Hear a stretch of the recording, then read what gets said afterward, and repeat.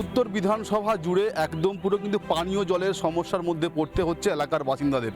কখনো পরিশুদ্ধ পানীয় জল প্রকল্পের জন্য এরকম একটা ওয়াটার ট্রিটমেন্ট প্ল্যান্ট, সেই প্ল্যান্ট কিন্তু করে দেওয়া হয়েছে, কিন্তু সেই প্ল্যান্টটি চালু হয়েছিল মাত্র কয়েক মাস চলেছিল, তারপর থেকে কিন্তু এটি অকেজ হয়ে পড়ে রয়েছে। প্রায় 3 থেকে 4.5 লক্ষ টাকার এই যে প্রজেক্টটা এইভাবে কিন্তু পড়ে পড়ে নষ্ট হচ্ছে। এখান থেকে কিন্তু আর কোনো জল পাচ্ছে না। এখানে কিন্তু একটা ট্যাপ আছে, এটাকে যদি আমি ঘোরাই এখানে কিন্তু কোনো জল নেই। তৈরি হবার 5-6 মাস পর থেকেই আর কি এরকম সমস্যা। কাকে বলবো, যাকে নেতা হতা লিডার যাদের বলতে যাই তারা কর্ণপাতই করে না। এলাকার বিধায়ক যে টিএমসি, তাকে তো চোখেই দেখেনি, সে এলাকায় আসেই না। সমস্যা পায়ে বসিয়েছে বটে, কিন্তু আমরা জল পাই না। এটা কি? এটা কল, ওই সরকার কল দিয়েছে, সেই কল। এই কল থেকে জল না, কোনোদিনও আসেনি জল। এটা হয়ে গেছে 7-8 বছর হয়ে গিয়েছে। একটা গোবিন্দপুর এলাকার এই যে রাস্তার কিন্তু বেহাল দশা, এটা কিন্তু কার্যত একটা পিচের রাস্তা, কিন্তু দেখেছে কিন্তু সেটা একেবারে কিন্তু বোঝার উপায় নেই।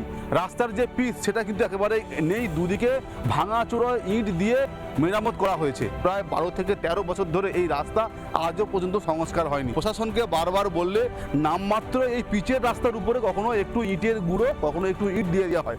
বৃষ্টি হলে যেমন জলমগ্ন হয়ে যায়, তেমনি বৃষ্টি না হলে ধুলোয় নাকাল হতে হয়। সমস্যা, সে সমস্যা আর কারো বোঝানো যায়? একটা পেশেন্ট হলে সে কি অসুবিধা, সে আমরা গাড়িতে করে নিয়ে যাই, সে তো বুঝতে পারছে। এটা প্রায় বিগত 20 বছরের বেশি হবে। ভোট আসে, ভোট যায়, ক্যান্ডিডেট আসে, আমাদের গ্রামের যে পঞ্চায়েতের যে মেম্বার আছে তিনি শুধু ভোট আসলেই ভোটটা আমাদের দিন, রাস্তাটা করে দেবো, ভোটের পরে আর কারোর দেখা নেই।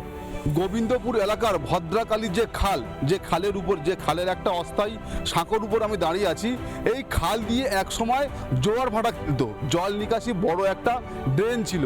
দীর্ঘ কয়েক বছর ধরে সংস্কার না হওয়ার ফলে কিন্তু খালটা পুরো মজে গিয়েছে। খালের মধ্যে বড় বড় কিন্তু আগাছা জন্মে গিয়েছে। এই খালে দিয়ে আর কোনো জল নদীতে মিশতে পারে না, তার ফলেই বর্ষা এলে কিন্তু এই এলাকাটা পুরো জলমগ্ন হয়ে যায়। খালটা দিয়ে আগে জোয়ার ভাটা চলতো, খালটাও একটু দেখে করে নিয়ে যাবেন।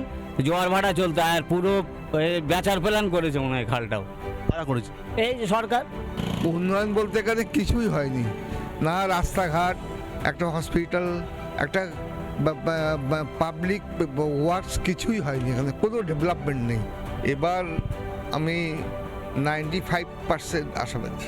কারণ হচ্ছে এবার আমাদের এখানে মুসলিম ভোটটা ডিভিশন হয়ে যাচ্ছে।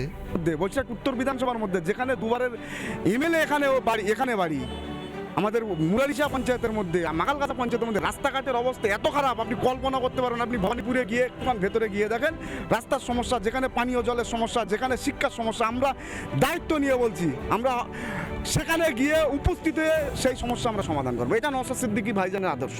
মুখ্যমন্ত্রীর নেতৃত্বে সারা বাংলায় অভূতপূর্ব উন্নয়ন হয়েছে। বসিরহাট উত্তর বিধানসভাতেও উন্নয়ন হয়েছে এবং অভাবনীয় উন্নয়ন হয়েছে। প্রত্যেকটা ক্ষেত্রে পানীয় জল সহ যে সমস্ত রাস্তাঘাট, প্রত্যেকটা বিষয়ে অভূতপূর্ব উন্নয়ন হয়েছে।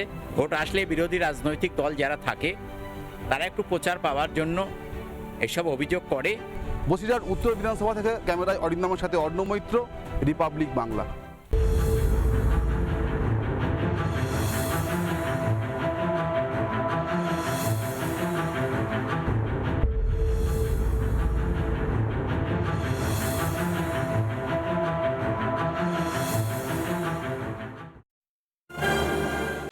নানা ধরনের কন্টেন্ট দেখার জন্য লাইক করুন, শেয়ার করুন আমাদের ফেসবুক পেজ, সাবস্ক্রাইব করুন আমাদের ইউটিউব চ্যানেল। পাশাপাশি অন্যান্য ব্রেকিং নিউজের জন্য অবশ্যই চোখ রাখুন রিপাবলিক বাংলায়।